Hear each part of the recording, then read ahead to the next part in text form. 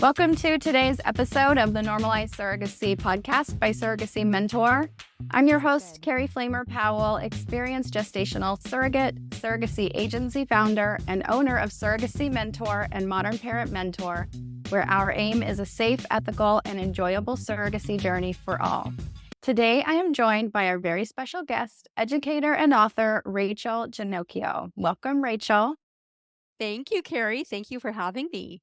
Nice to see you and chat with you. So today we are talking about sex education and the need for assisted reproduction, including insemination, IVF, donor conception, and surrogacy, to all be included in classroom instruction when we're talking about sex education. This is 2024, and things have changed since sex education in schools became a thing. So before we dig into all of that, let me share a little bit of information about Rachel.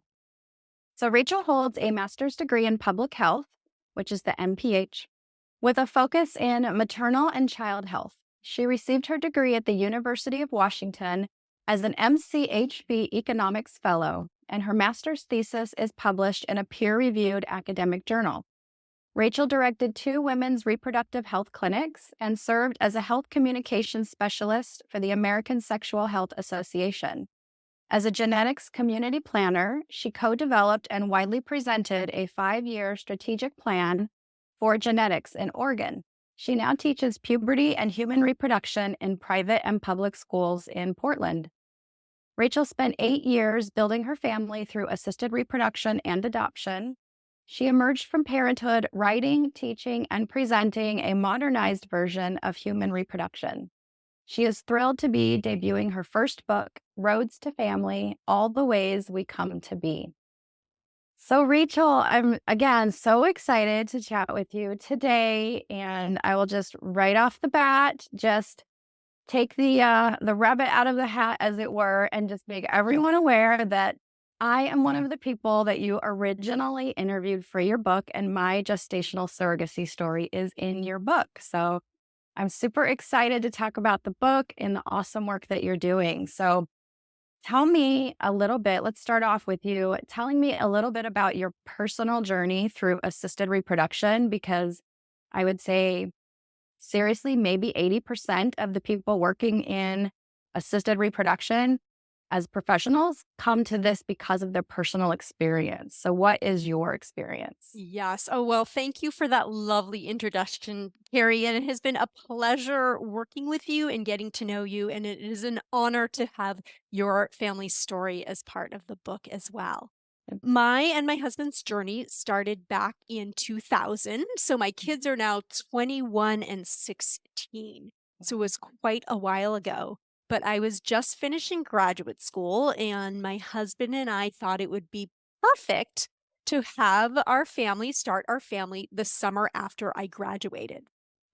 Of course, Carey, little did we know that everything we had ever knew and understood about how easy it was to get pregnant was, going to go flying out the door. Right. So, like most people, we tried for many, many months, of course, to no avail. And then I started charting everything there was to chart. And Yeah. again, not happening. Right. So we eventually got ourselves to a fertility clinic. And at the time, I think the requisite number of IUIs was 6. I don't know if that still holds, but we did 6 rounds of IUIs. Wow. Nothing worked. And so finally, we turned our attention to in vitro fertilization. And after 2 rounds of IVF, we gave birth to our son, and he is now the 21-year-old that I mentioned at the beginning. When he was about 2, we started doing IVF again. We figured that since it had worked the first time, it would work again. Sure. But it didn't work. And at the time, I could have told you exactly every single detail of every single round, and now it's all a bit fuzzy. All I remember is that there were many fresh rounds, a frozen round, and a failed round with donor eggs. So it felt like we were just hitting our heads against the wall. And so we finally turned our attention to adoption.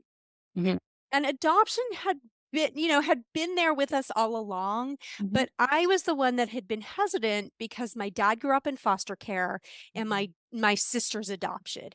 And I had all of these preconceived notions about how my dad and my sisters, how their origins impacted them. Right. My dad died in 2001, so I couldn't exactly have a conversation with him, but I remember picking up the phone and just having these intense, heartfelt discussions with my sister, Mhm. discussions that I had never had with her before. She Sure. was just super open and honest with me, and she was the one that really helped me get over my worries and fears Mhm. about adoption. Okay. Yeah, That's we awesome. pursued infant adoption, and the whole family went to Vietnam in 2008. We adopted our daughter, who is now 16. And so Mm. that was kind of our 8-year journey to grow our family. Wow. Yeah, that's amazing. So, and you did it at a time where, I mean, adoption, I guess, was still pretty commonplace, but IVF was still emerging as something that, people definitely didn't talk about as much as they talk about it now, for sure. And the technology was completely different back then. Yeah. Definitely. And it was Yeah. lonely. Like Yeah. there wasn't, there was the internet, yes, but there was no Facebook groups or other Right. ways to connect with other people. I Right. had a support group through the fertility clinic, Hmm. but we talked about it within that group, and talking about infertility in the outside world, as we would Hmm. say, to other friends and family was, yeah, a whole different ball game Yeah. than the lots of resources and support that people can find these days. Yeah. Completely different. I mean, I think about just 10 years ago when I started in this industry, how things were so different. So I can't imagine 20 plus years ago. So you have a lot of experience personally and professionally over these last years. So let's dig a little bit into that. So I want to preface a little bit before I ask these questions with kind of what you're doing now. So, the book that you have is, again, Roads to Family, All the Ways We Come to Be. And I know that I kind of was going to bring this up at the later part of our discussion, but I think it's good to start with it. So, tell me about what came first, the idea to go into the school system and educate a particular age group about modern assisted reproduction and fertility and sex education, or the book? Which came first? Because you're doing the book and you're doing a lot of actual education, right? Yes. So which came first, and what demographic is this aimed at? Is this little tiny kids? Is this college kid? Like what is this aimed for? Yeah, sure. It was so funny when you were saying, like, what came first? I'm like, the chicken or the egg, the sperm or Right. the egg. No, Right. that's just my sex educator brain Right. making the connections. So, the idea for the book came first, to tell you the truth, because it originated when I was trying to explain human reproduction to my son. Mhm. He had always known he was conceived via IVF. We have this Mhm. great picture of the 3 embryos in the petri dish, and we like Mhm. to ask him, "Which one do you think was you?" Right. The connection to one of those photos, one of the embryos in the photos. But really, I was trying to explain how he came to be in the world. Mhm. And we sat down, I had all the industry best books, and I started to read to him, and I was fumbling over the words. Right. And of course, it's not because I'm uncomfortable with this language, right? I've been in reproductive and sexual health education for many years Mhm. prior to having him, but it was because none of the books explained how he came to be in the world in a way that wasn't othering or Yeah. marginalizing, Right. and those were the ones that even mentioned assisted reproduction. Most of them didn't even mention reproduction. So Right. I decided that I should write a book, not only to explain his origins, but I was thinking about, what about all the families with single parents Mhm. and same sex partners and Mhm. all the other ways that we have of being family? Right. They're not explained in a book that starts out with mommy and daddy love each other very much. Right. Yeah. Yes, So the exactly. book actually came first. Trying to get a book published is not usually an easy task unless you Right. are a very famous person. Right. So the publishing process is pretty long. And Yeah. so while I was sort of chugging through the process, I realized that these concepts or this idea that we've got to stop explaining reproduction the way we've always been explaining it, that we've got Mhm. to expand our explanation, Mhm. like you said, to include IVF, insemination, donor Right. conception, and surrogacy. That the concept was the most important thing, not the book. Right. And so that's when I started to revitalize my sex education Mhm. profession, getting into the schools, Mhm. having workshops in the neighborhood, Mhm. and figuring out all sorts of different ways Yeah. to sort of serve that mission of changing the way we explain human reproduction and family formation. I love that. And so is it middle school then, as I understand it? What's the Oh, age range? yeah, the age range is middle and high school, families, and classrooms. So Wow. I Okay. think, families with littler kids could pick and choose pieces of the book. There's some fun Mhm. illustrations they can look at and have conversations. But the target for this book is middle and high school families and classrooms. Got it. Yes. And I've read the book, of course. And it's really packed full of lots of great information, but it's in a way that that demographic can definitely relate to and understand it, which is great. So I love that about it. So I know that you are based in Portland, Oregon, where I lived for 12 years. I had my daughter there in Portland and started my surrogacy business in Portland. And I know Portland to be extremely liberal, if we're talking politically or socially, very liberal, very open to alternative ways of family building and sexuality and diversity. That's not necessarily the case in other parts of even Oregon, but outside of Oregon and other states. So have you expanded any of your, like, speaking engagements or teaching to states that have been less receptive to this idea of alternative families and assisted reproduction?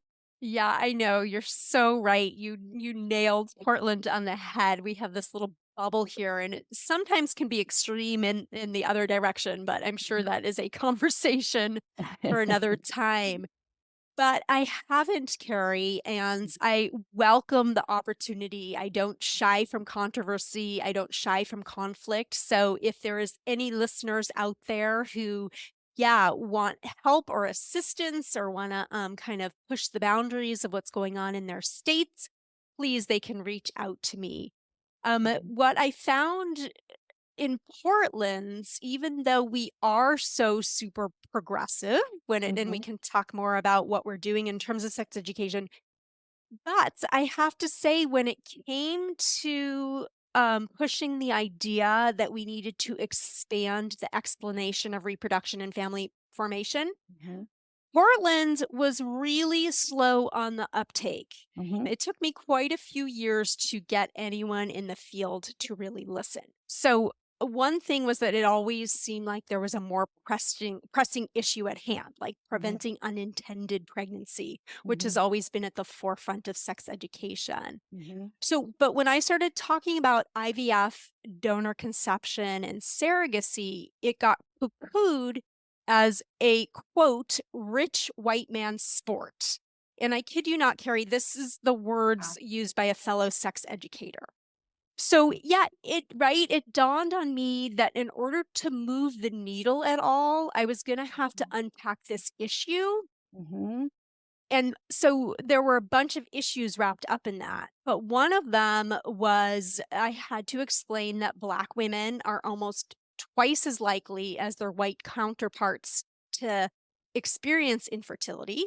They're mhm, just less likely to access care for mhm, many reasons. sure, So that got Progressive Portland to mhm, listen up a little bit. right, And then I also had to explain the nuances of cost. Cost was the mhm, other issue that was sort of wrapped up in that mhm, that statement that the sex educator had used. So I had to explain all the nuances of cost, that not all of these methodologies cost a fortune. There are right, huge nuances. And sure, that also the things that people had to do to pay for their family building services, like Right. things they had to do for services they can't really afford, but they do anyway. Right. Right. Sure. And, so the bottom line I had to keep pushing was that, yes, it stinks that not everyone can afford the services that they need. Hmm. And we should, of course, fight for equitable access to care, absolutely. Right. But just because parents had to shell out a lot of money to develop their family Hmm. doesn't give us a right to leave kids' origin stories out of Hmm. the explanation of reproduction. We don't Right. get to marginalize and other kids and Hmm. families Hmm. because of whether they had access or didn't have access to care. So Right. I had to really break down the equity issue for Hmm. progressive Portlanders Hmm. and talk about why equity is important. Of course, we want to fight for equitable access, but that Hmm. is a separate issue than Right. why it's important to Yeah. expand our explanation of reproduction. Right. Absolutely. I think that's huge for several reasons because I'm thinking about my daughter who's in your demographic. She's 12 years old. She is donor conceived with a sperm donor. And if she's sitting in a classroom for a sex education course and all they're talking about is how a woman gets pregnant after having sex with her male partner, that's not going to resonate with her at all. That's not how she came to be. And it's also not going to resonate with trans kids, um, lesbian or gay kids who are thinking, well, wait, if that's the way you have a baby, how am I going to have a family? Am I not allowed to have a family? Is it not okay for me to have a family? And you hear people who are my age, which I'm 47, if you hear people who are my age saying, that are gay saying, "I never thought I could have a family." That was never discussed, right? That was never talked about that I could have a family because I'm gay. And so if I was gay, I was left out of the conversation.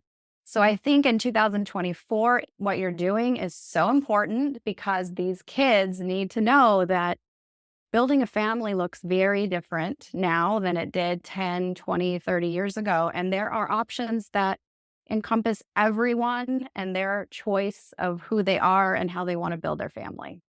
Yes, beautifully said. Yeah. Exactly. Yeah. And that is exactly the work that I'm doing. Mhm. Yeah. I love that. I love that. And I moved a couple of years ago from Oregon back to Arizona, and what you're doing could definitely be used in the schools here. So I may be chatting with you after about that because it's definitely needed in places outside of Portland. So let's talk about the book itself. So tell me about sort of what is in the book that you think specifically to surrogacy that you feel is important for this demographic of middle schoolers to understand. I know that you have several stories in here. Again, one of them is mine. Excuse me. For those that want to read it, it's page 79 and 80. That's my story. And can I tell you a funny story really quick about this? Yes. So I chose fake names to protect the identity of my intended parents as well as the little boy that I delivered. Um, but do you want to know like why I chose some of these names? Because it's kind of funny. Yes, I do. Why, yes, I do, Carrie. So I named Nancy. I named my intended parents, who were a lesbian couple in real life, Nancy and Hillary. So that's Nancy Pelosi and Hillary Clinton. And then I named myself Emily and my wife, who's my ex-wife now, but my wife at the time, Elaine. So Emily is one of the Indigo Girls, which is my favorite band ever. And Elaine happens to be my mom's middle name. So anyway, I chose some names just for funny, stupid reasons. But so there's my story in there, but there's also a couple of other stories about surrogacy and the different ways that people come to surrogacy. So, first of all, how did you find this? And what do you think is important for your demographic to get from those stories? So, the most important thing that I hope kids take away from the book is that there are so many different ways that we bring children into the world and so many different ways that they become part of our family. Hmm. And so when we expand the explanation to include insemination, in vitro fertilization, donor conception, and surrogacy, we just open the doorway to thinking about things like infertility and miscarriages. But it also enables us to think about and talk about single parenthood and family building for those that identify as LGBTQIA. Hmm. Hmm. So, part of the idea is that sex only works to create a pregnancy for able bodied, fertile, straight adults. Right. Everybody else needs another way. So Right. that's why we want to talk about all of the other ways. Yes. So the book, each chapter focuses on a different family, and I worked really hard to ensure that there were diverse family structures Hmm. that represented a wide swath of demographics. Right. And then I weave the science of reproduction into each of the families. And Hmm. so, and then the other thing I try to do is start with the first family, start with some basic concepts, and for each subsequent family to be able to introduce a different concept within assisted reproduction. So hopefully the family stories scaffold in Hmm. terms of the information that's being added with each Yeah. Yeah. And I think that's so important for this demographic of middle school, high school to weave it with lots of stories to like illuminate the points and the science because these are real stories, right? These are real people and having that story behind it, that's how this generation lives is through storytelling and social media and information sharing. And so that's what lights up their brain is okay, you can teach me the science all day, but if you tell me how it worked within this couple or this family or this single parent, that makes sense to me because I watch people's social lives all day long on social media. Yes. Yeah. Yes, you're right. You're so right about that. Yeah. Um, yeah, and the surrogacy piece, I loved the surrogacy piece. I think one of the greatest misconceptions, not only among students, but amongst adults, is people don't understand the difference Mhm. between a traditional or genetic surrogate and a Mhm. gestational carrier. So it was really important to me that I had both types of Yes. surrogacy journeys Yeah. in the book. Mhm. So again, students could learn and see that there are similarities. Of Mhm. course, surrogates are pregnant with and give birth to a baby for another family, but Mhm. that there are differences amongst that. And different surrogacy arrangements are going to work for different families. That as Right. long as the families are abiding by ethical standards, that they have the legal representation they need, that they have done their due diligence in terms of really understanding what's involved in the journey, and that Mhm. everyone has the support they need to make that a successful journey, that there are many ways that can be successful. I love that. Yes. Well, I think it's important for people to read the book.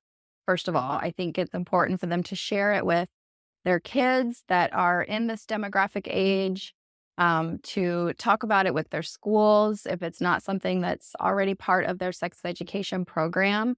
And I kind of want to get your take also on, what role do you feel like parents slash caregivers should play versus schools in education? Because I know that that's part of the um, more conservative school systems viewpoints, which is that sort of thing should be taught at home. And we shouldn't be involved in teaching people, about children about sex or sex education or family formation. Um, what do you think about that thought process? Yes. Can we go out for a beer and talk about all of this one day? Right? It's okay. So I do actually think, Carrie, that parents, guardians, caregivers should be the number one go-to for their youth when it comes to Mhm. sex education. Mhm. They're the ones that can answer their kids' questions as they come up, Mhm. which is a very organic way of answering these questions. Um, Mhm.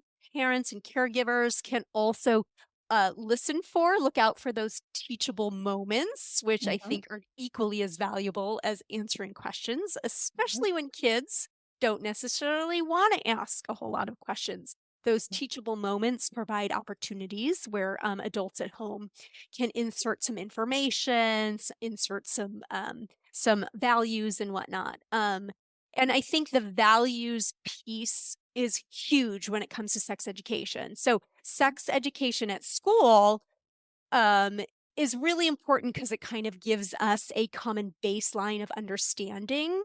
But Right. teachers shouldn't be inserting their own values. Whereas families, on the other hand, you can share with your kids your hopes, your expectations. I'm sure there are family rules as well. Mhm. But the idea is to help kids develop their own sense of values when it Mhm. comes to romantic and sexual relationship. When parents and caregivers don't take on this role, Carrie, and the Mhm. school isn't tackling it in a way that's particularly helpful, Yeah. the kids are gonna learn about this stuff from elsewhere. Mhm. They're gonna learn about it from their friends. They're Mhm. gonna go on the internet and learn Mhm. it from social media.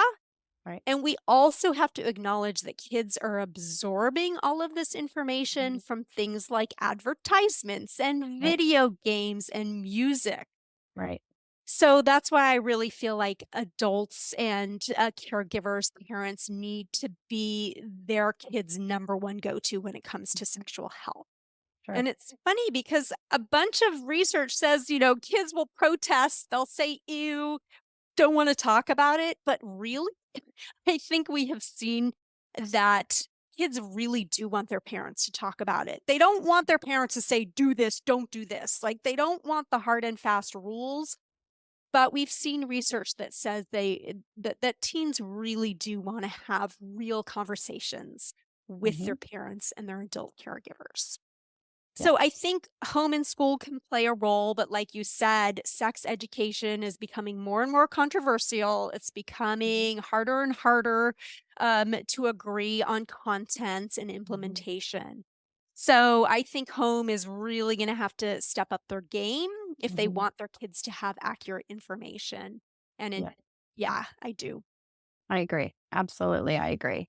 My daughter will be reading your book for sure because I think it's important and I want it to fill in the gaps of what she might be missing out here in Arizona. Even though she goes to a very liberal, progressive charter school, um, I still think that she's probably getting less of a well-rounded sexual education, sex ed education than Mhm. she would in Portland or somewhere like that. What do you wish that youth, educators, and caregivers and parents knew about sex education in 2024? Yeah, sure. Gosh, that's a hard one. So I think when people think of sex education, they literally get caught up in the word sex. Yeah. But sex education, very little of it actually has to do with sex. Yeah. Sex education is really about giving youth the knowledge and more specifically the skills they need Mhm. to develop healthy relationships. It's Right. all about the relationships. Mhm. So we want them to have healthy relationships with themselves, with Mhm. other people, and the world around them. And Yeah. so when people get really caught up about sex ed, what it is, all the body parts and how they're working, I'm like, it's not about body parts and how they work. It's about healthy relationships. Mhm. And when we talk about healthy relationships, my gosh, we are talking about something wonderful Mhm. that human beings are able to have. So if the idea of sex ed is scary or even mortifying to adults, I try to encourage them to kind of flip the notion on its head. I want them Mhm. to remind themselves that they want their kids to one day have loving adult romantic relationships. Like that's Right. something that many adults wish for their children to have healthy, loving adult romantic relationships. So sex ed is just a way of getting them from where they are now to where they need to go. as adults doing it in a really positive way. Right. I love that. And I would add to that, it's also bringing them up to speed with where we are with technology and fertility medicine and ways to build families. And it's also helping to keep them safe, right? To help them understand what they should be cautious about with, as that my generation, sex education was all about prevention and, being very careful about all these different things. I think there's still an element of that, of course, that's super important, but also bringing into them the whole picture of like, in your friend group today of that age group, you probably have at least one friend who was not born from a man and a woman having sex. At least one of your friends probably did not come into their family in that exact way. And I don't know that the same would be said maybe 10, 20 years ago, right? So I think it's broadening the horizons. Even in Oregon, we now have what we call comprehensive sexuality education. So Mhm, the idea isn't just to focus on anatomy and physiology, like how mhm. our body parts work to create Yeah. a pregnancy and spread infection. Now we talk about a whole gamut of topics. So we talk Mhm, about boundaries and consent, sexual mhm. orientation, gender norms and expectations. So Right. we've thrown into the idea of sex education all these other topics. Mhm, Carrie, when it still comes to that reproduction topic, we mhm. are still repeating the same story. Sex makes a baby. Babies are the result of of sex. And Right. so again, like I said, it has taken years. And finally, in this year's sex ed standard or health standards in Oregon, Mhm. finally, insemination, IVF, donor Mm, conception, and surrogacy are love it. to be taught at fifth grade. Love it. But mostly when we're talking about that reproductive piece, even in states that have comprehensive sexuality education, that Mhm. reproductive topic is still not being expanded. And Right. that's really where my work lies, Mhm. is in really making sure that we are acknowledging how every single human being comes into the world and how they become part of their family. I love it. Well, I've just really enjoyed chatting with you and loved being part of this book. Again, the name of the book, Roads to Family: All the Ways We Come to Be, is out now, where I'm sure you can get it online, any place where books are sold. So I think it's well worth the read for everyone listening, as well as especially if you have kids in this demographic of middle and high school, um, to to read it because it has lots of great stories, which are all based on true stories, and it also has really good science and information in there that I think everyone in 2024 needs to be aware of and educating their kids about. So, thanks so much for being with us today. I really appreciate chatting with you. Thank you so much, Carrie, for having me. And thank you for all of the work that you do to support surrogates and families. Thank you so much. And that brings us to the end of this episode of the Normalized Surrogacy podcast. Again, I want to thank Rachel Ginocchio for joining me today. Be sure to check us out online at surrogacymentor.com. If you're interested in knowing whether surrogacy is right for you, take our easy 2-minute quiz on our website. Also, check us out online at modernparentmentor.com if you're considering an independent surrogacy journey as a surrogate or parent. Don't forget to subscribe to this podcast to learn more about gestational surrogacy and how to have a safe, ethical, and enjoyable surrogacy journey. Talk to you next time.